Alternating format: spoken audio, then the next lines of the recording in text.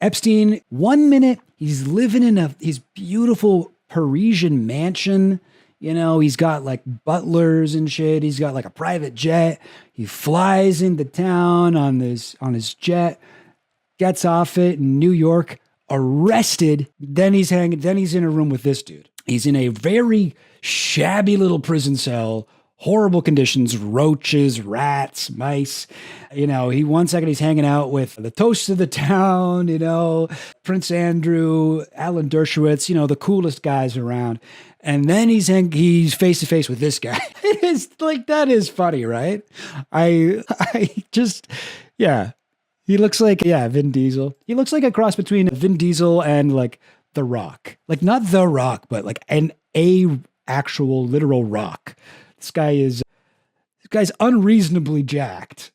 So last stream, I went over the claim that Jeffrey Epstein did not kill himself. The PDF file did not unalive himself, as I am forced to say in order to not get demonetized. But whatever, I just say the words anyway. Anyway, with last stream, we went over the evidence around Epstein in jail. As you guys remember, there was a series of mishaps and foibles and humorous, you know, slapstick vaudevillian mistakes that the guards and the prison staff at Epstein's prison made. You know, you look over the report for the prison and like the investigation by the DOJ into what happened here. Why was Epstein able to kill himself in this prison where he was supposed to be specifically unable to do that?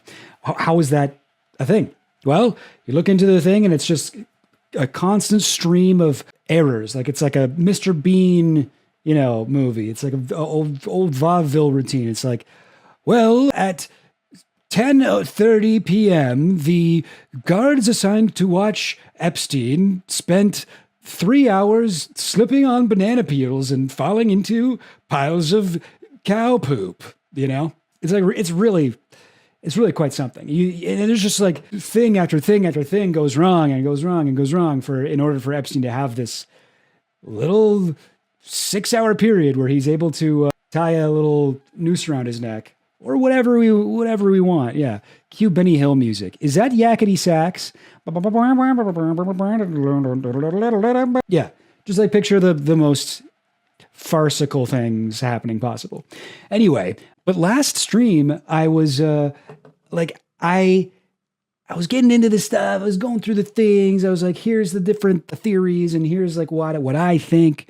I ended up definitely more on the side that, yes, I think Epstein did kill himself, but I think he was able to do this through a coordinated effort behind the scenes and like somebody was helping him out. Somebody was making sure the cameras were turned off. Somebody was making sure the guards were asleep. Somebody was making sure yada, yada, yada. That's sort of where I fall in the conspiracy theory. Wait, why? Really? So that was my theory last stream. Last stream ended with me saying, I think it's pretty unlikely that somebody snuck in, was like a ninja, you know, sneaking around in the jail and was able to get in there during the 1 minute that the camera was turned off, get it into Epstein's cell, do the deed, get out. You know, like I sort of think that that's very unlikely. I go into it more in my thing. But, okay, this is all leading up to a but. I kind of had a moment last stream where, or not even last stream, when I was editing last stream to put up on my second channel, by the way, subscribe to my second channel. But while I was editing my footage for the channel number 2, I realized that there was a part in it where I was like, what the heck is the name of his cellmate? What was his name? The crooked cop. Jeez, I can't remember the name. And like, I'm new to streaming. I'm not used to all the kind of stuff that you're supposed to be able to do when you're a streamer. So while I was streaming, I didn't notice to the Finland station in the chat, and Francis Graham being like, yeah, Nicholas Tartaglione, dude, you got to look into this guy. And like, give me so much shit that I didn't know about Nicholas Tartaglione. And then to the Finland station commented on the VOD afterwards and was like, dude, like, you didn't get into anything about Tartaglione? What the heck? And I was like, oh, Tartaglione, yeah, I guess I don't really know that much about the guy. And I did look into him, and then I was kind of like, wait, what have I been missing? Okay, maybe this was a thing where a guy was supposed to actually kill. Like, I actually kind of changed his thing. Like, with me, you got to know something about me and conspiracy theories is I change my mind a lot. I go back and forth all the time, constantly. But I will say, and we're going to get into it because it turns out this guy, Nicholas Tartaglione, who was Epstein's cellmate when he was imprisoned in 2019, one of his cellmates. It turns out there is a lot about this guy that I just had to make basically an entire stream about him. So Nick Tartaglione, who is he? Well, he's this guy. He's this dude that I put in the thumbnail of the video, but I made it Epstein's face here, and he's like, looks like he's like choking like an Epstein dog. Very funny thumbnail. Me, good job. Pat myself on the back. And he is a jacked man, absolutely yoked individual who was a illegal steroid dealer and former cop. And he, what do we want to say? He was from a suburb, I guess, New York called Briarcliff Manor. I think that's in Westchester. And this dude, I don't think people are necessarily talking about him as the potential killer error. Well, although maybe they are, but that doesn't really make sense. But he was the guy who originally was roommates with Epstein. What's like the funniest picture of him? Let me try to. Oh, definitely that one. Where's that one? There it is. Yeah. Look at this dude. This guy. I think this one's the funniest because he has the smallest dog. Anyway, this is the guy who Epstein gets. He's 1 minute, he's living in his beautiful Parisian mansion. You know, he's got like butlers and shit. He's got like a private jet. He flies into town on his jet, gets off it in New York, arrested. Then he's in a room with this dude. He's in a very shabby little prison cell, horrible conditions, roaches, rats, mice.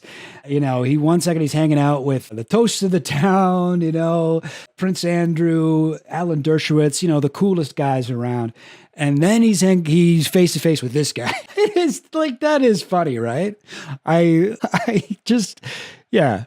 He looks like, Vin Diesel. He looks like a cross between Vin Diesel and like The Rock. Like not The Rock, but like a actual literal rock. This guy's unreasonably jacked, but you know, he's a steroid drug dealer. He sold steroids.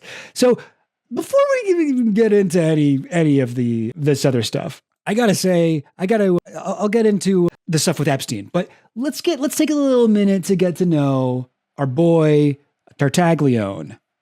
It's Tartaglione. It's not Tartaglione or Tartaglione or whatever. It's just Tartaglione. I heard him pronounce his own name. I was like, oh, Tartaglione. Okay. So that's how you say it. He was, does this article have it? Well, one interesting thing. So this is another guy, Martin Luna. He killed 4 people. One second. Yeah, this is my opinion for sure. Let me know though if you disagree. I'm happy to look at counter evidence. But it's my opinion that this guy is also extremely jacked. But this guy apparently owed him money for drugs, cocaine or something like that, and I don't know, went over to Tartaglione's brother's bar, Liquid Lounge. So he had here we go. He had 2 friends, okay, Tartaglione, and they're also both horrifying piles of muscles. Here's one of them, Joseph Biggs, who was a bodybuilder, and he met Tartaglione in the Rockland County gym scene and would buy steroids from him. Tartaglione eventually used Biggs and Gerard Benderoth, more on him in just a minute, another ex-cop and strongman competitor, as enforcers to help him collect debts from steroid customers. It was in that role the 2 men tried to locate Martin Luna. That's the yoked guy we just looked at. Where is he? This dude, Martin Luna. So they tried to locate Martin Luna in 2016. Luna had claimed he was double-crossed by Texas drug dealers when he gave them $270,000 to buy an additional round of cocaine after the first 7 kilos Tartaglione and Luna paid for were sold in Florida. But Tartaglione decided Luna had stolen the money himself. So seems like I mean, listen, I don't want to like make any stereotypical kind of assumptions about like people who use steroids, but it seems like Tartaglione is like a little bit quick to anger. Seems like he's like not necessarily the brightest like criminal. And it seems more like he's just sort of like, oh no, I don't believe you. You know what I mean? That's my impression of Tartaglione going crazy. So he lures him to Liquid Lounge. Well, actually, before we get into the whole quadruple homicide thing, I do want to introduce the other dude. Of course, we know Joseph Biggs. All right, Joseph Biggs, security guard, bodybuilder, yada yada yada. The other guy, his name was, what was it again? It says down here, Gerard Benderoth. Crazy name. And what can we say about him? Well, here's a picture of the guy. He's a former strongman. Like, I think he was like listed like one of the strongest people on earth. This guy. Very, very strong dude. He's lifting like 6 tires. That's a lot of tires. That's more tires than I could lift. I don't know about you. Let me know in the chat if anybody could lift more than 6 tires. Here's some stuff about him. Oh, also, I forgot to mention, yeah, I'm not going to support the New York Post. His nickname was White Rhino. And when it says white, his nickname has white in it. Apparently, like I was doing some like searching. Apparently there's another famous bodybuilder named White Rhino. But for this guy, the emphasis was on white. The emphasis was on white. White Rhino cop. So here's an article from New York Post. White Rhino cop had racist lawn ornaments in front of his house. So he had these like, black people, or there's like a horrifying, like painted black person with a watermelon in front of his house. And, this is just a whole thing about how he's a little bit racist. But I mean, it goes beyond like problematic lawn ornaments. Here's another photo of the guy. He's got an Iron Cross tattoo. That's a Nazi tattoo, right? I think. I mean, maybe you love Jesus and you're bad at shapes or something, or I don't know, maybe it's like a reference to something else, but like that tattoo combined with the racist lawn ornaments, I feel like I don't need to really, you don't really got to give him benefit of the doubt here. And then on top of that, he's also got this tattoo, which is also a little bit of a Nazi tattoo, that black bird, apparently. So yeah, so this is the White Rhino. This is the other guy. So what a ragtag group of, what do you call it? Unlikely friends. Friends? Let's say unlikely colleagues, work friends, acquaintances. We got a Nazi ex-cop bodybuilder. We've got a Italian ex-cop bodybuilder. And we got where is he? There he is. And a black guy security guard bodybuilder. The 3 of them, they are the guys who did all these murders. Just a bunch of friends. Now, let's talk about the murders because it is insane. Yeah, maybe I can go. Yeah, here's like the timeline. So 4 men from the Middletown area, Martin Luna, Miguel Luna, Urbano Santiago, and Hector Gutierrez disappear. Yeah, so it's these 4 guys. Martin Luna was the main guy. It was the only guy that they really wanted to kill. And I don't even think they really wanted to kill him. He owed them money that it seems like there was a reasonable explanation for why he didn't have it. But Tartaglione told Martin Luna to meet him at Tartaglione's brother's bar, Liquid Lounge. A bar in Chester because Luna owed the money for a drug deal. But Luna, not knowing that he was about to be murdered, brought along 2 of his nephews, these guys, more Lunas, or Miguel Luna and Urbano Santiago, and his friend, Hector Gutierrez. The 4 of them got to this bar where Tartaglione strangled Martin Luna with a zip tie at the bar. Interesting. So this is maybe his MO of murder, is strangulation. Keep that in mind for when we get to Epstein stuff. The others were taken to the property where each was shot in the head. That is crazy. I mean, I can't imagine what that must have been like. But your uncle's like, hey, come on, you got to come with me. This guy's like a little bit crazy. And then you go there, you watch your uncle get killed. And then that guy and his 2 insanely jacked friends drive you to a second location where you get killed. Like, that sucks. I gotta say that would suck. I would hate to be killed in that way. I don't want to know that I'm gonna die like that. You know what I mean? That's like really fucked up. I mean, yeah, I guess like the other weird thing, like there are so many weird things about this case. Like there's like so many. Like this guy, Gerard. So when Tartaglione, when they all killed those guys, Tartaglione buried them. I keep calling him Tartaglione. It's Tartaglione. When those guys got killed, Tartaglione just buried them in his backyard. So not a smart guy. Don't be fooled by the muscles. He's not a smart guy. Those 4 dead bodies, and he buried them in his backyard. And when he was found out, Gerard Benderoth, the white Rhino, shot himself in the head. He did. There's no controversy about that. That guy did kill himself. He didn't want to go to prison. He didn't want to go on trial. But this guy, he cooperated with the prosecution. He told them like everything. And he was like, Joseph Biggs. And he mentioned like a lot of stuff here. So he agreed to cooperate. His remarkable assistance, was threefold. Oh, I forgot to even mention this. The judge that was trying them was, I think her name is Maureen Comey. That's James Comey's daughter. James Comey, if you'll remember from Trump, Russiagate, whatever, the FBI director who Trump fired. Remember that whole thing? Anyway, his daughter was the judge here. So that's another whole can of worms for a certain type of people. But this is a high-profile case. Maureen Comey happens to be a high-profile judge. So Comey said, Biggs gave prosecutors details they didn't have. That's Biggs is the black guy. Biggs gave prosecutors details they didn't have and admitted his role when he could have lied to protect himself. He went into painful detail about sexual and racial abuse by Benderoth, the Nazi. And his trial testimony offered the most powerful evidence jurors heard and was why, Comey said, their guilty verdicts against Tartaglione was so swift and so decisive. So we got Benderoth kills himself as soon as he gets found out. Biggs cooperates completely, tells them everything, gives them information they didn't have, wouldn't have been able to get. Tartaglione gets a death sentence. So he gets put on death row. He literally gets put in the same prison cell as Jeffrey Epstein. So Biggs, and this part really jumped out at me.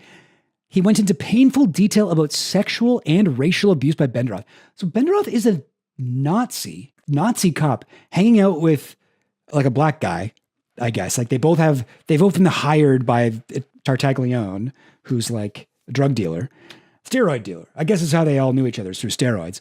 But like, man, sexual and racial abuse. Like racial abuse, obviously this guy would do that, but sexual abuse, I mean, I guess a lot of racist guys are kind of obsessed with black men's sexuality. Anyway, that part is weird. That part is just one of many weird details here. I don't have any more information about that, but just to paint the full picture here. Another weird thing I've noticed about some of the coverage of this, a lot of the places call these 4, Latino guys who were murdered cartel members, but I've never seen any evidence that they seem to just be like Latinos, like I don't know that they had I don't think that they were actually cartel people. I think that that's just what people assumed because they were involved in a fucking drug murder. Anyway, I don't know. I could be totally wrong. Maybe I'm being too woke, but I found very inconsistent descriptions of them across different articles. I can say that for sure. You know what? It's not really that important, but the Nazi guy, another thing about him was he was he was a 9/11 first responder, and he was like traumatized by his experience there. Not really an excuse to become a Nazi, but still quite odd. I think I've been thrown off a little off course here, but I didn't just want to stare at this guy's muscles. I also wanted to talk about the case. All right. So Tartaglione. So this is the guy, basically.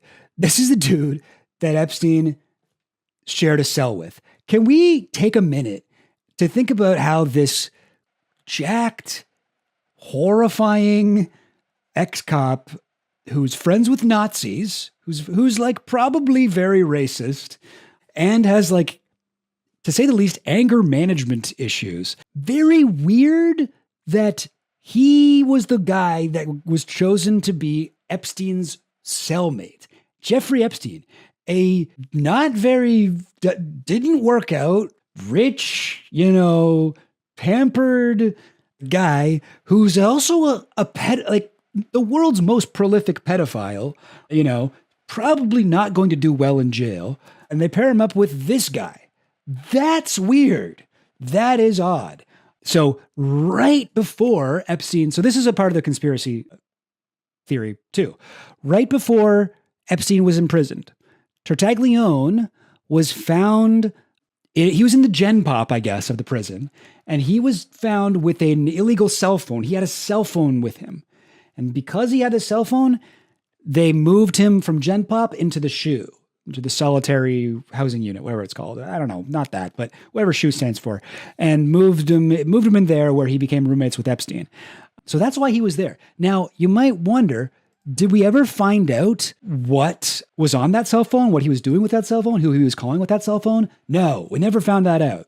So this is from Julie K. Brown, who's probably like, if I was to do a tier list of Epstein like sources that you should trust, like Julie K. Brown would be like probably S tier, like one of the best sources on Epstein stuff.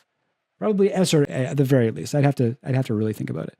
But like very reliable, and was there very early. So this is her article from right around the time that this happened.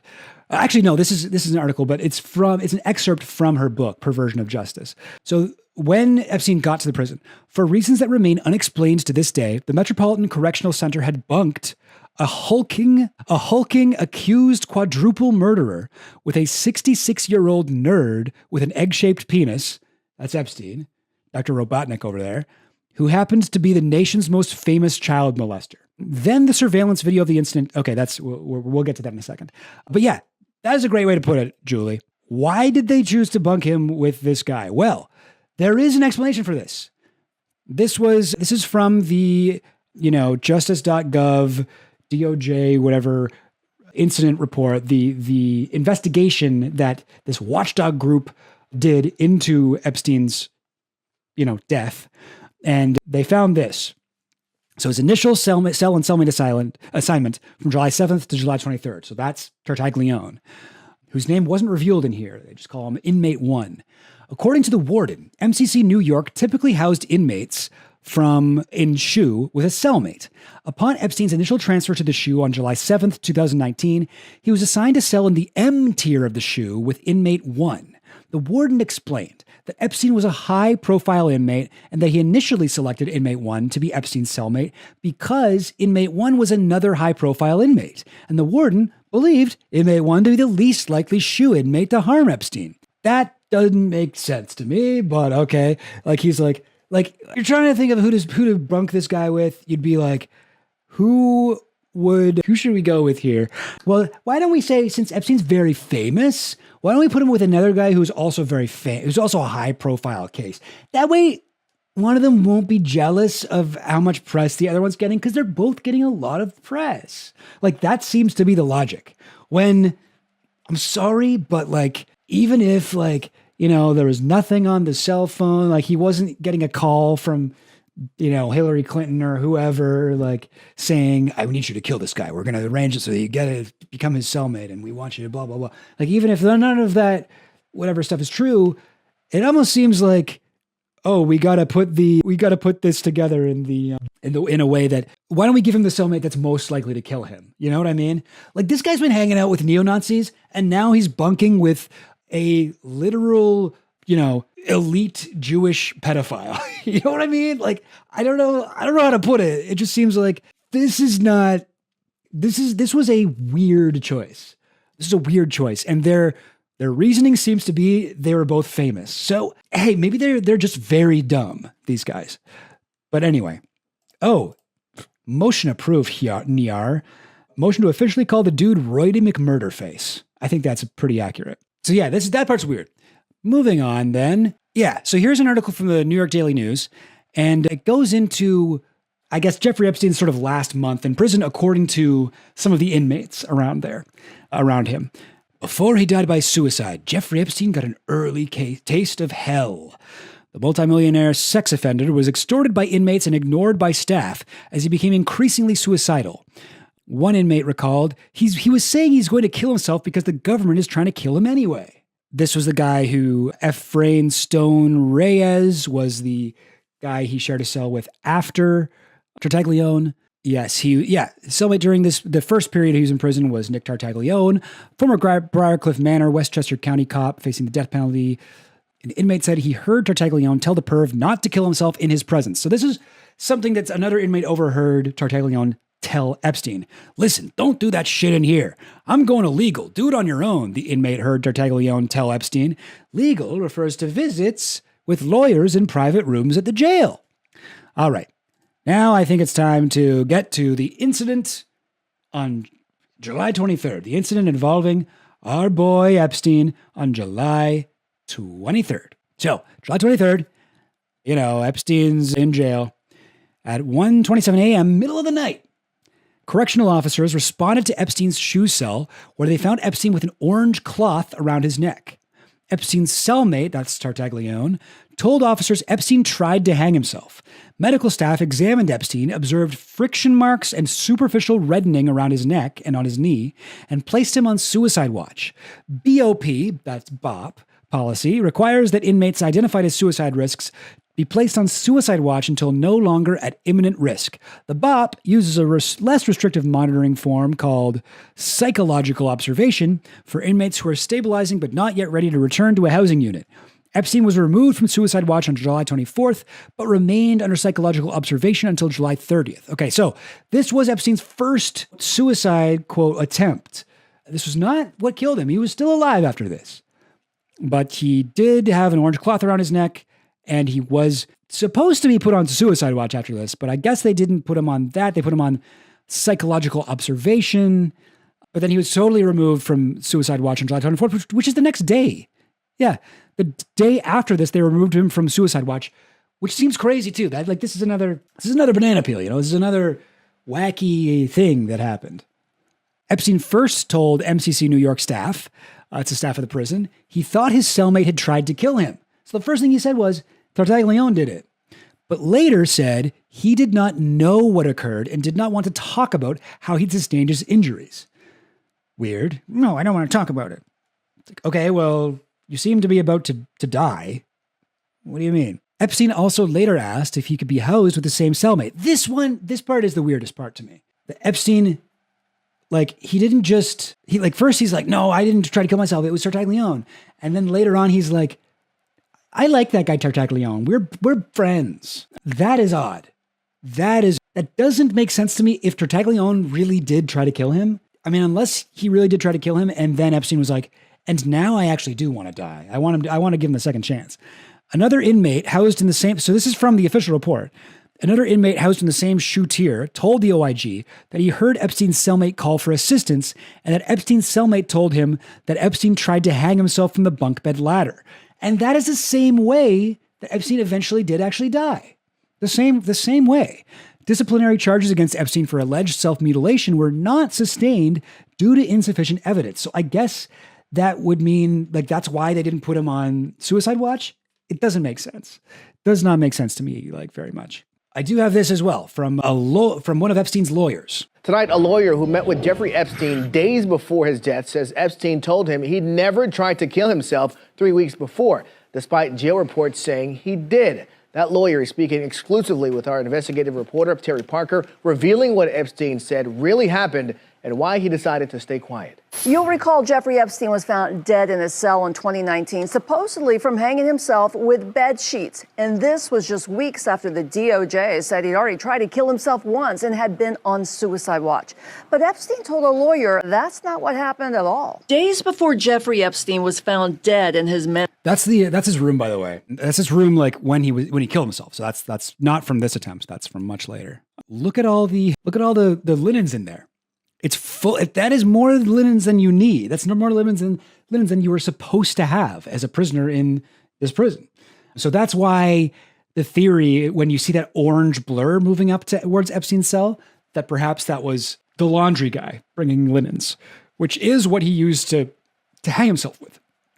Very odd. But he did not need that many orange sheets. It's all very strange. Jeffrey Epstein was found dead in his Manhattan jail cell. Attorney David Schoen met with him for 5 hours. Epstein was optimistic and looking forward to a bond hearing. I had mapped out kind of a 4-pronged defense approach that I thought we should take, and he was very excited about it, very upbeat. Schoen says Epstein revealed that a few days earlier, his former cellmate, Nicholas Tartaglia, had placed something around his neck as part of a so-called... Well, there's the thing that he actually used when he actually died, or was actually used when he died. I shouldn't use, specific pronouns. I should use the passive voice here. ...called experiment.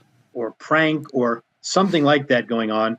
And he put a rope around Mr. Epstein's throat and then pulled it. That left the abrasion. So this is what Epstein's lawyer said Epstein told him, that Tartaglione was joking around and he tied a rope around Epstein's neck and was like, ha ha, get it? Like, this is how I like to kill people. Left him quite shaken. So on. He didn't feel he was in a position to refuse it. Tartaglione was a former cop on trial for murdering 4 people. He used a twist tie to strangle one of them. So interesting. Yeah, that is a way he would kill people. A twist tie, by the way? Not a twist tie. Not a twist tie. Twist tie is like those little things you use to seal up your bread package. Schoen says Epstein told him Tartaglione pulled the rope around his neck, making an abrasion. When guards saw the marks the next day and assumed Epstein had tried to hang himself, Schoen says Epstein decided not to correct them. He said that he told the prison officials that he couldn't... So this is one potential explanation for why he didn't just tell them it was Tartaglione. remember what had happened because he didn't want any trouble. He didn't want to be perceived to be a rat or, something like that. And he was just hoping the whole incident would go away. Anyways, so I think that's an interesting possibility. Oh, okay, that makes sense, Steubens. Also, what's up, Steubens? What's up, Steubens? Twitter friend. Twist tie is also how you tighten barbed wire fence, and he's just putting a stick of material to wrench it. Yeah, okay, so it wasn't that he was killed with a twist tie. He was killed with the twist tie method, but probably not with something more substantial, I would guess. Now, here is page 32. So here's more about Epstein's request to bunk with Tartaglione again. A senior officer specialist 1 told the OIG that after Epstein came out, so this is again from the official report, Epstein asked if he could be paired up with Tartaglione again. Senior officer specialist 1 told Epstein that his request was something he would need to raise with the operations lieutenant. Senior officer specialist 1 told the OIG that Epstein replied, yeah, but I don't understand, this is fun. This is a great quote. Yeah, but I don't understand, we were bunkies. Everything was cool. The chief, that's such a funny line. What? He's my bunkie, dude. I gotta be with my bunkie. Come on. I love it. The chief psychologist also told the OIG that Epstein mentioned to her that he wanted inmate 1 to continue to be his cellmate. So Epstein apparently told a few people that he wanted Tartaglione to be his cellmate. That's weird. That doesn't seem to track with other things. Now, luckily, as we know, this prison cell, not cell, but this prison in general has tons of cameras. They're always on and always recording. And that footage is easily available to the people who work there. And sure enough, December 18th, I guess. So this is from months and months after Epstein died. Surveillance footage outside Jeffrey Epstein's cell during suicide attempt is missing. But they're talking about the suicide attempt, not the actual successful suicidal, wwhatever, execution. It was missing. What the heck? Surveillance footage of the outside of Jeffrey Epstein's cell. Assistant attorney, where it is. Bruce Barkett, who was one of Tartaglione's attorneys, was really looking for this footage because he's like, my client did a nice thing. He saved the man's life. I want this footage for my case because right now we're arguing that he shouldn't get the death penalty. That was basically his whole, his legal team's entire fucking goal. At this point, they're like, okay, 4 dead bodies that we know he was selling drugs to, found on his property. The one of his accomplices shot himself in the head and the other one ratted him out and told the police everything and whatever. Not a lot of hope for this guy. At this point, all they want to do is argue that he shouldn't be given the death penalty. And they really wanted footage of him saving Jeffrey Epstein's life to be like, look at this guy. He's a hero. He's a hero to billionaire perverts everywhere. But they didn't have it. They didn't have that footage. The footage was not preserved. apparently. And they filed a request for the footage to be retained 2 days after Epstein's unsuccessful suicide attempt on July 23rd. Here's that amazing photo of him again. Look at that tiny dog too. Yeah, amazing. Anyway, so they didn't know what happened to the footage. What the heck? Weird. Exactly, Nyar. Another coinky dink indeed. Well, guess what?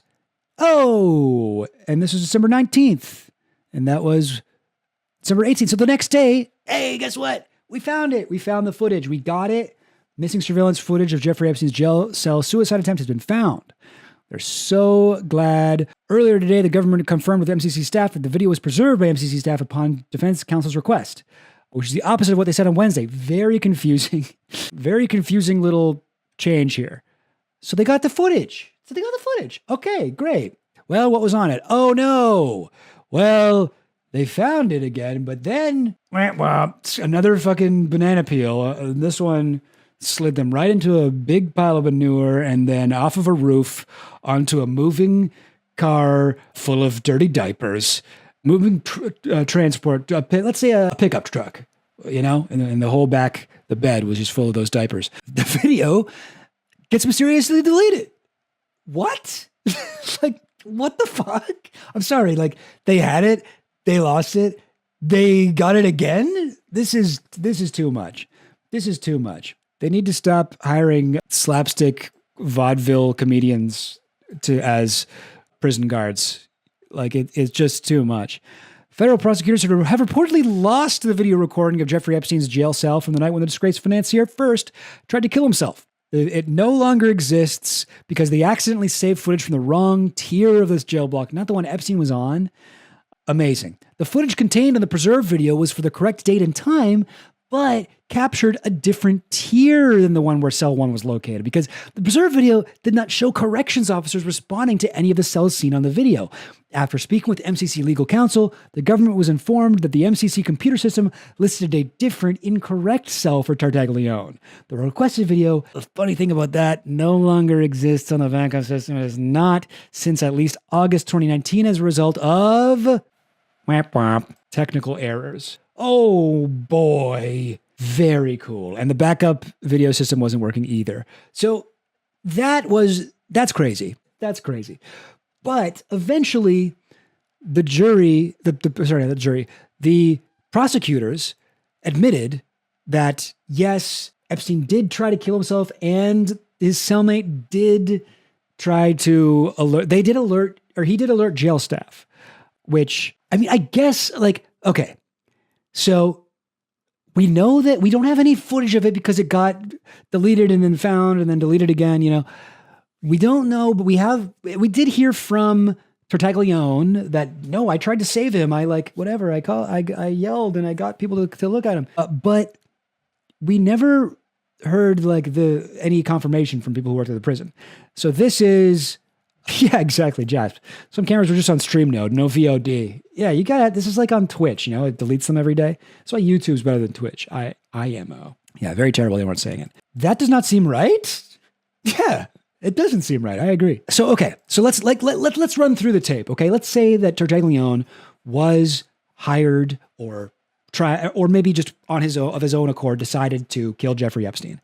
Well, if we believe that, then we have to believe that he put the thing around his neck, started strangling him, and then he yelled for help. And he yelled for help soon enough that they came in and they could actually help, and he lived. So he fucked up his own murder. That, to me, that strains credulity. To me, I don't think that's likely. But listen, we aren't even done with the weird shit here. We are not even done. And so inmate 1, who appeared shaken up, told him okay, here it is. Here's what I wanted to say. So here's what Tartaglione said happened on the night of the attempt. Epstein's cellmate, inmate 1, said that Epstein had attempted to hang himself. In his interview with the OIG, Senior Officer Specialist 1 said that inmate 1, who appeared shaken up, told him that he had been asleep on the floor of the cell. First of all, what? That's weird. You were asleep on the floor? Why would you be down? Why would you be asleep there? Why not sleep in the cot? I mean, this is to do with the other guy, not Epstein. Where is it? Shoot, did I close it? I don't think so. Anyway, I don't know. There is There's supposed to be a place I saw where apparently in the jail cell, the cops were like, yo, let's force these guys to sleep on the floor. So I guess that could be an excuse as to why they were sleeping on the floor. But anyway, it just is weird to me though. Why would he be sleeping on the floor? And he's sleeping on the floor. Not only is he sleeping on the floor, but then listen to this, and was awoken when he felt Epstein land on him. So Epstein was hanging himself, doing the partial suspension hanging, where you don't need to be fully suspended off the ground. You don't need to break your neck. It's not like the hangman's noose gallows. This is how people die by doing autoerotic asphyxiation. This is the David Carradine method, where you just cut off blood supply to your head or whatever, and you can die after just a few minutes of that. Okay, so you're Epstein, right? You want to kill yourself. Your massive fucking jacked freakazoid roommate is asleep on the floor, and you tie a thing to the ladder into your neck, and you do that over where he's sleeping so that when you do, lose consciousness, you're going to fall on him and wake him up. Like what? Like that seems so strange to me. So he was awoken when he felt Epstein land on him. Senior Officer Specialist 2 reported that after he'd been alerted by the noise, he grabbed the door keys, called the control center for assistance, and then he and Senior Officer Specialist 1 entered the cell where, and this is funny too, the first thing they do when they get into this cell, they see Epstein's like hanging or whatever. The first thing they do is secure and, what does it say? Remove Epstein's cellmate, and then they go back in, they re-enter the cell, they place Epstein on the side, then they removed an orange homemade rope from his neck. So this suicide attempt or whatever this was, it's almost identical to the way he eventually killed himself like a week or so later. Odd. Like if that was Tartaglione, if Tartaglione had decided I'm going to strangle him with an orange cord, then for some reason alerted the whatever guards and they came in, they were actually able to save him, resuscitate him. And then Epstein, he doesn't bunk with Tartaglione after that. He's moved out, he's given another cellmate. And then when the night he does die, that cellmate is moved out. So he's alone that night. He chooses the exact identical way to kill himself. Do you see what I'm saying? Like it seems very unlikely to me that that's whatever. But anyway, so I just wanted to bring that up because my gut instinct here is telling me that the way that fucking Tartaglione is describing it doesn't sound right. He was asleep on the floor and then Epstein fell down. Like, is that a thing you do if you're like a bodybuilder? Do bodybuilders hate like mattresses? Like, why wouldn't you? Maybe the bed's too small for him, maybe he has to sleep on the floor. But then why would Epstein, I feel like there's something Tartaglione is covering up here. I feel like there's something he's doing that's like, I don't know, you know what I'm trying to say? I feel like he's trying to do, exactly. Why would he do this on a day? I think there's something here that he isn't saying. But I do tend to think that this was something that Epstein did to himself. But I don't know. It's weird. Like a lot of things in the Epstein case, this part is weird. All right. Now, you ready for another fucking weird thing? Well, here we go. All right. So Epstein dies. All right. Spoiler alert. Epstein dies. And then a couple of weeks later, 11 days after Epstein's death, a new lawyer joins Nicholas Tartaglione's case. This is from courtlistener.com, a really annoying website where it's really hard to find shit. But this is from the U.S. versus Tartaglione, and it has all of these different documents related to the case. And here's one that introduces Bobby C. Sternheim. There we go. Bobby Sternheim is to assume representation of the defendant in the above captioned matter as of August 20th as Curcio counsel. Curcio underlined there. Ms. Sternheim is appointed pursuant to the Criminal Justice Act. Okay, so first of all, who is Bobby Sternheim? She is... Anybody know? Bobby Sternheim is none other than the lawyer for Ghislaine Maxwell, the super lawyer. She also defended Osama bin Laden's one of his henchmen. Bobby Sternheim, one of Ghislaine Maxwell's main lawyers, joins the Tartaglione case. What the heck? That's weird. This was something that to the Finland station mentioned last stream, and I was like, wait, what? That can't be. And I looked it up, and yeah, it's right there, plain as day. Bobby Sternheim joined.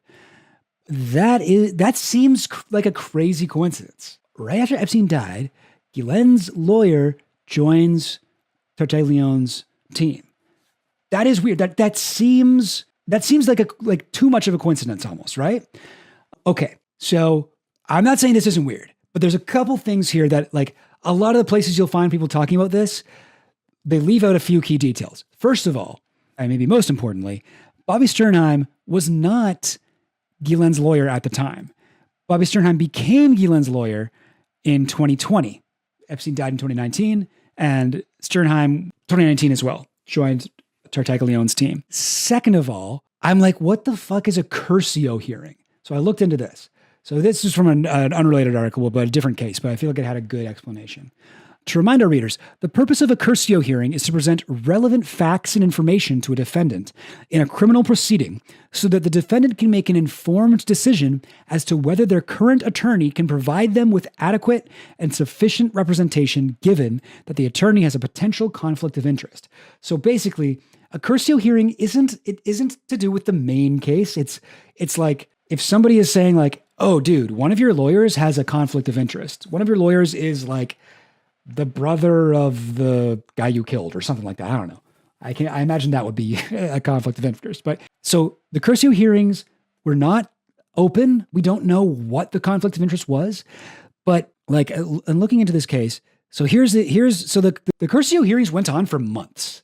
Like they went on until actually, wow, for more than months. So this is when they ended in 2021.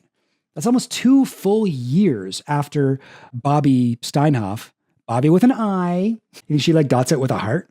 Bobby with an I, after she joined the case, it was like almost 2 years later that the thing was that the cursio hearing was done. And it was found that one of his attorneys, John Weider, who had been acting as one of the defendant's retained lawyers in this case, possesses an actual waivable conflict of interest and must be disqualified. They decided that. But then there were other people that they were wondering about what the conflict, if they had a conflict of interest, including some people who were in the same law firm as John Weider. And they were like, actually, no, they can stay. So only one guy left. After months and months and months of secret talks, only one guy left. Who knows what it was? Like, I will say, like, for this like corrupt cop, steroid, coke dealer, you wouldn't think, even though it's a high profile case, you wouldn't think he would have that much money to like defend himself.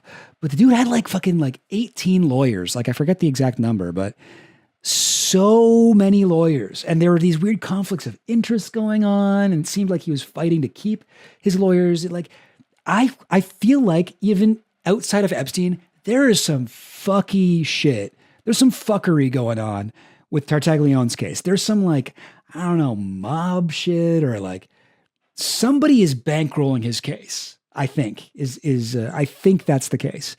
Now, where might he be getting his money? And here's an article about this.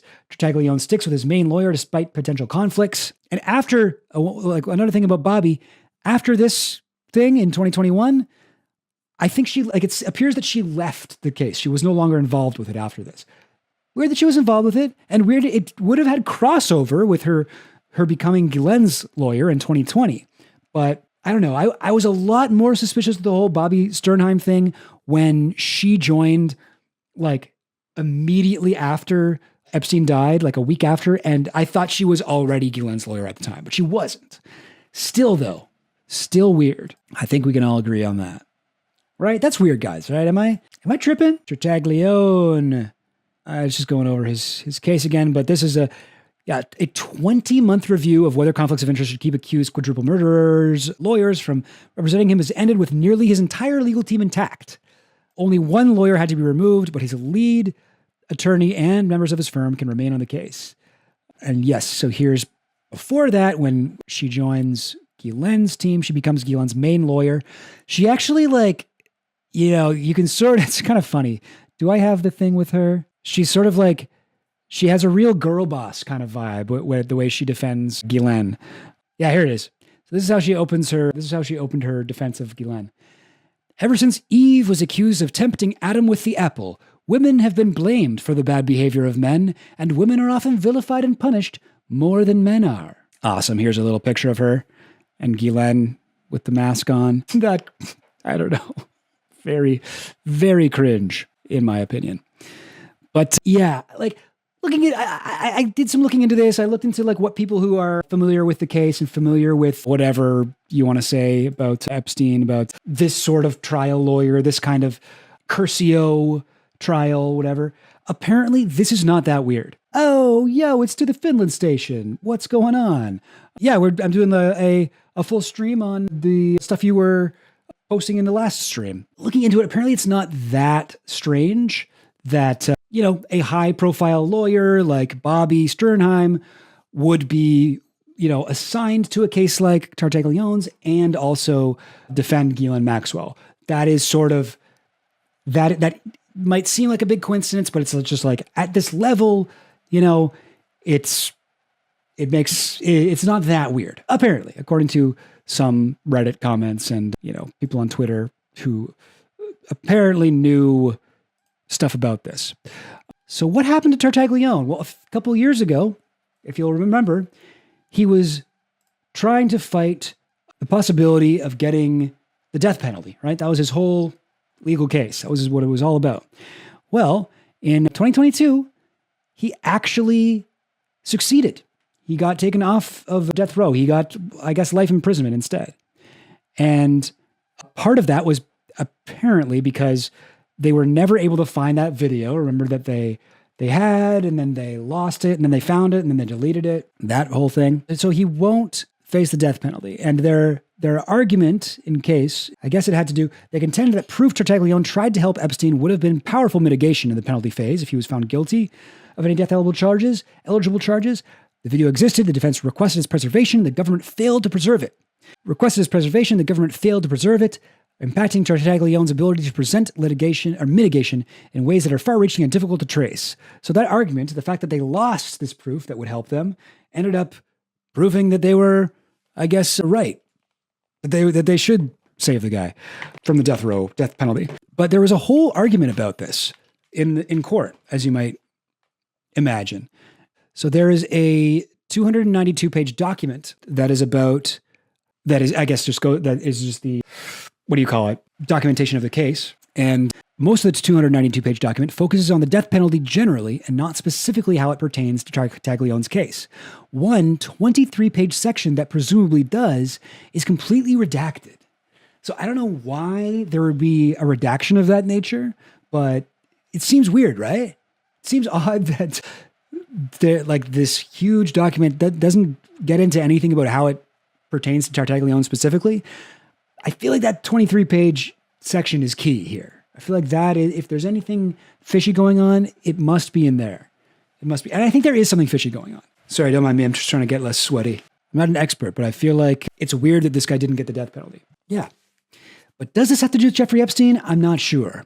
I don't think so, but who knows? While I was looking for all this stuff, I came across these videos on YouTube.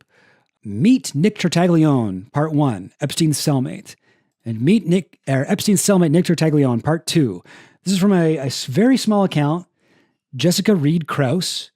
And she has a blog, or a Substack, rather, called House and Habit, Media by the People, for the People. And she's like claiming to have interviewed this guy, Tartaglione. And I was like, what? And it's got like no views. And it says some pretty crazy stuff in it. And I was like, I'm not sure this is real. But I found this, which is like a, news program that interviewed him. And he has kind of the same voice. So here, let's watch this first. Our Blaze Gomez has the interview with Nicholas Tartaglione. I didn't do this, and I have the evidence to get me home. Nicholas Tartaglione has spent 8 years behind bars for murders he says he didn't commit. I'm a cop in prison for crimes I didn't do. I was running an animal rescue organization. That's who I am. The former Briarcliff Manor police officer was found guilty by a jury last year in the killings of 4 migrants in Orange County. News 12 spoke to him Thursday by phone from inside the Manhattan Correctional Center in his last-ditch effort to change the outcome of his case. Tell me exactly what happened. Were you involved in it? The only involvement I had in this was Marcos and Martin asked me if I knew anybody that could help them find somebody that stole money. I said, yeah, here's this guy. And I gave him Benderoff's number, and I gave him Big's number. Yeah, we didn't need to watch that whole thing, but it's good to know that he's saying he's innocent. He's trying to get out of jail. This is just from a year ago. And also really what his voice sounds like. To the fill-in station, do you know Jessica Krause? Do you know who that is? I'd never had heard of her before, but she has these. So these I found interesting. These are on her YouTube page, Meet Nick Tartaglione. Let's actually go to our Watch YouTube page here. Let's go. My name is Nick Tartaglione. Some of you might know me better as the killer cop, or even more infamously as the guy who shared a cell with Jeffrey Epstein before he committed suicide. But what you don't know about me is I'm innocent. The prosecutor in this case... No, his story makes no sense. His story makes no sense. Was a woman named Maureen Comey. Back in 2016, when this case was being investigated, when I was arrested, she was fresh out of law school. Okay. Yeah, I didn't know anything about Jessica Reed Krause, but that is relevant. So you'll see in a second. And the head of the FBI at that time was her father, James Comey. That's true. Given the proof of corruption that I now have, that we've uncovered, it's hard to see this as anything other than a setup. It's the same way she set up Ghislaine Maxwell. Once Epstein was dead and out of the way, Maxwell was an easy win for her. So he's saying that Ghislaine is innocent. I don't know. Maybe that's the Bobby Sternheim connection, but he thinks Ghislaine was set up just like him. Jury never saw any of this. Truth didn't fit their agenda. And to everybody listening out there, why should you guys care about this? Why should you give a damn about me or any of this? Well, because what happened to me could happen to you, could happen to your family, could happen to your husband, your son, your brother, your daughter, anybody that stands in their way. And look what they're doing to Donald Trump. The guy was the president of the United States. And he also sees the FBI doing the same thing to Donald Trump. He's like, look, we're just a bunch of guys. We got some bodies buried in our yard. There's some of us more literal than others, but we're not bad people. It's the FBI. It's the Comeys. The Comeys are trying to get into us. Going after him with a vengeance. They're using the FBI and the Justice Department as a weapon. It's like, it could happen to anybody. It could happen to anybody. It's like, I mean, I'm not saying that I couldn't be the victim of a miscarriage of justice, but I don't think that your thing could happen to me, Tartaglione. Just my story. This is a warning. Right now it's me. Tomorrow it could be you. It's definitely going to be somebody else. Very similar to, what people were saying about Trump's, trial in when was that whole thing? Like I said, it was 2022 or something like that, where when he got arrested and whatnot and had all the documents at his house, and it was just like, if it can happen to him, it can happen to you. And it's like, no, it can already happen to you. Like it can happen to, people can get arrested for complete bullshit. But yeah, so very interesting. He seems to have a lot to say about Epstein and Trump. There's more here. I didn't know very much. I knew he was a wealthy man because you heard the guards, talking about it. When they put him in my cell, they said, you're going to get company. And I said, why? And they said, well, we know you're the only guy that won't shake him down or beat the hell out of him. And I thought that was funny because I'm charged with quadruple homicide. They're putting that. Yeah, my thoughts too. My thoughts exactly. They're like, yeah, we know you're the only guy. It's like, well, this guy killed 4 people because one of them was late with a coke payment. So I don't know, man. I'm not sure this is the safest dude for Epstein to be with. The nation's highest profile case, and with me, because they knew I wouldn't hurt him. He was terrified when he first came in the cell. Yeah, I imagine he would be. They closed the door behind him, and his back was against the wall. And he said, they told me this picture they got of him looking scared. You're a good guy. You won't hurt me. I said, yeah. And then he came over. He stuck his hand out. He said, I'm Jeff. I said, I'm Nick. He said, what are you in here for, Nick? I said, quadruple homicide. He then went back against the wall and started yelling for the guards. I told him, I said, look. This call is from a federal prison. I said, look, Jeff, I didn't kill anybody. Believe it or not, you want to leave, leave. I said, but you're fine. I'm not going to touch you. After that, the weeks, following that, he knew I wasn't going to hurt him. He actually tried paying me. I was supposed to return the population soon. He offered to pay me to stay in that cell with him, and I told him I couldn't do that. I had to start, preparing for my trial. Sorry, Daniel Board. Yeah, this is Tartaglione. And I was skeptical because this is such a tiny channel, but it is the same voice. Here's the voice of him from this official news source. I'm a cop, The former Briar Didn't mean to put that on 2 times speed there. You know, when you just like click and hold on something. So like, I think this is him, and it lines up with other things I've read that he's said, but I just think it's interesting him talking about Epstein here. And then the one day he left in the morning, and the guard comes like 5 in the morning, the guard's banging on my cell door, and he says, Epstein court. Epstein court. Epstein says, I don't have court today. I laughed at it, explained that to him. I said, Epstein court's a sane court, so the other inmates don't know you're actually going. When was the interview made? This is from 29th of August, 2024. That seems to be when Tartaglione was able to do interviews, because this is around the same time he did that news interview too. He didn't have any interviews before then. Oh, interesting, to the Finland station. Good catch. Her YouTube's small, but her Instagram following is 1.3 million. Okay. Going to talk with prosecutors. So he got up, he got dressed, he left. He was gone all day. He came back later that night. And he just climbed on the bunk. He didn't say a word. I was reading a book. It wasn't my business. And finally, he said, you were a cop. What do you know about proffers and cooperating? I told him, I said, Jeff, it's pretty simple. The cooperators, the prosecutors, they caught a fish. They're not going to let that fish off the hook unless you give them a bigger fish. He said, yeah, well, that's what they said. I said, well, what do you mean? So this is interesting, guys. So just in case you guys are tuning out the weird phone voice, he's saying that Epstein told him that they're looking for him to name names. And he's like, what does a cooperator do? What's this? What's that? And he's like, well, let me explain it to you, buddy boy. Oh, you gotta name names over here. Or whatever. He's telling him I gotta say, I don't really believe what he's saying at all. It just doesn't, you think Epstein doesn't know what a fucking cooperator is? Everybody knows how that shit works. We've all seen movies, you know what I mean? He's like, yeah, he didn't know that much about the law. I had to explain to him. No, you got to turn state's witness to help your case. Cooperate with the prosecution, or whatever. And just like, I don't know. I don't think so. But anyway. He said, they told me to let me plead out for something small, and I'll do just a couple of years at a camp if I can give them something on Trump, get him impeached. So again, here's the MAGA part, right? He's like, yeah, to the Finland station, mommy blogger turned MAGA is who Jessica Reed Krause is. Many such cases of this. But so Tartaglione is playing into that, right? Maybe he's not, maybe this is what he really believes, but he's saying, Epstein told me that the prosecutors were saying that he needed to lie and say that Trump was his friend and Trump was blah, blah, blah, blah, blah. He needed to make this up. And if he did that, they would let him go. And it's like, okay. And I said, well, do you know Trump? He says, well, I know him, I met him, but we don't like each other. I laughed. I said, why? He said, Trump threw me out of a party at his place in Florida. I said, why did he throw you out? He said, oh, he got mad. I was talking to some girl. And by now I got wind of, So, yeah, very, very interesting. It seems like Tartaglione has read a lot of the reports about Epstein or whatever. I'm guessing he's making this all up, by the way. I don't think this is true. Sorry, what does Tartaglione have to do with Epstein other than being his cellmate? Oh, nothing.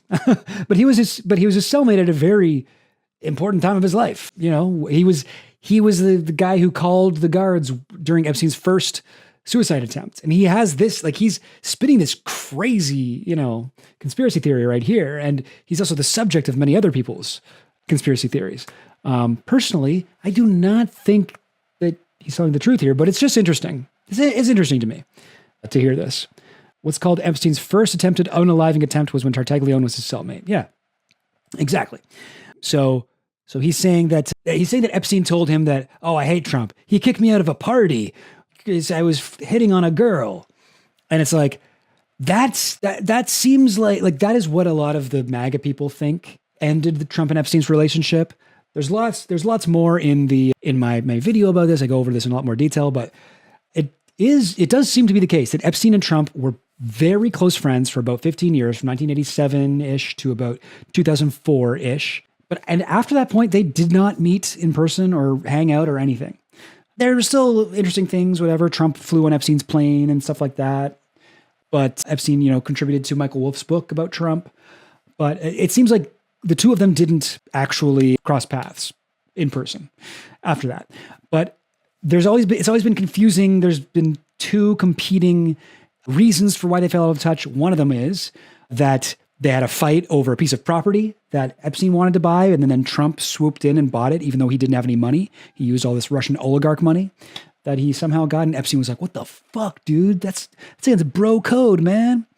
That's what some people say, and then other people say it's because Trump got upset because Epstein tried to recruit a young girl from Mar-a-Lago, which is Trump's like resort house, whatever the fuck that thing is, in Miami. So Epstein was a member of Mar-a-Lago, and it seems after 2004 he didn't go there, although there have been reports that Epstein was still officially a member until the 2010s at some point, like 2012 or something like that, maybe. Tartaglione is it sounds like he sort of half remembers the one that's more pro-Trump. He's like, he kicked him out of a party at his house. It's like, no, he banned him from his club is what the actual story is.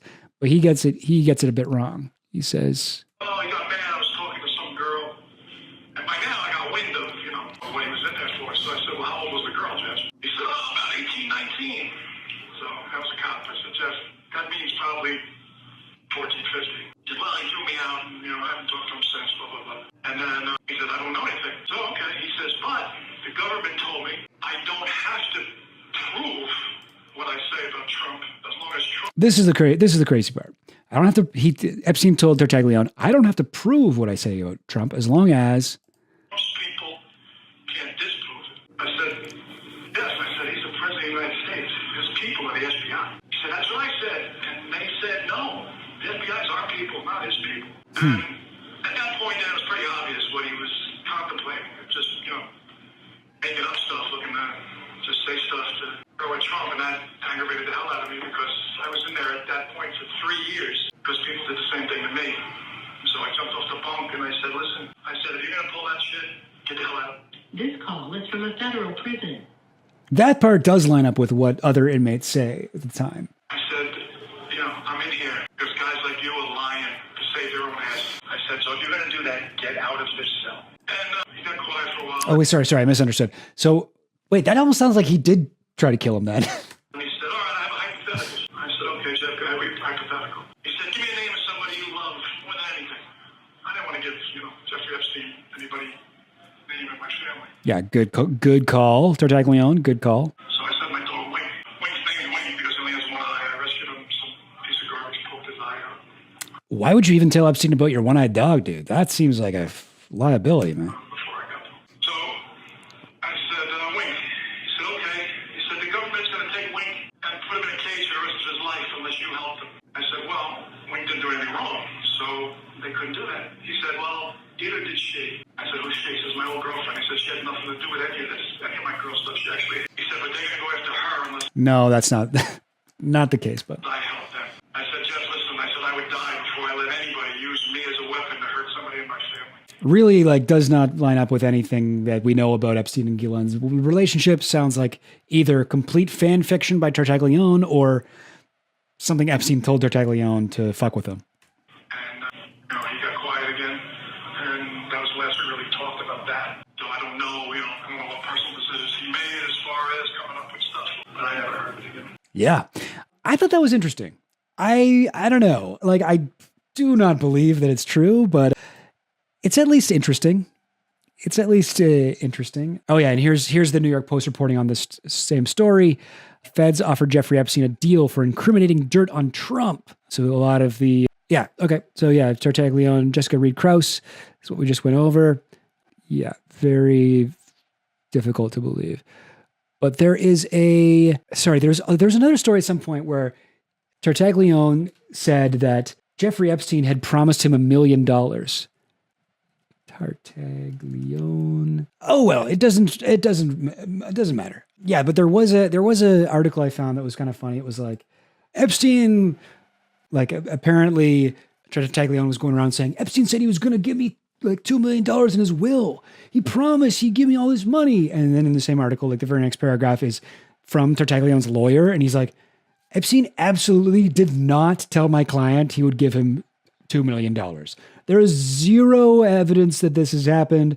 There's nothing official has been changed in Epstein's will. I don't know why he keeps telling people this, but apparently, according to Tartaglione, he did do that. At that point, I don't know. I haven't seen anything that would make me think that, I don't know. I haven't seen anything that would make me reevaluate my position, even though I will say to the Finland station, thank you for like, pilling me on Tartaglione. I looked up a lot of of that shit and was kind of blown away. And I went back and forth like, oh my God, like there definitely was something going on here. And I still absolutely think there's some fuckery going on with Tartaglione's case. I'm not sure that it has anything to do with Epstein, possibly. And it's interesting the way that Tartaglione is now trying to spin his own conspiracy theory about Epstein, that like the FBI is trying to get Trump, which is such bullshit.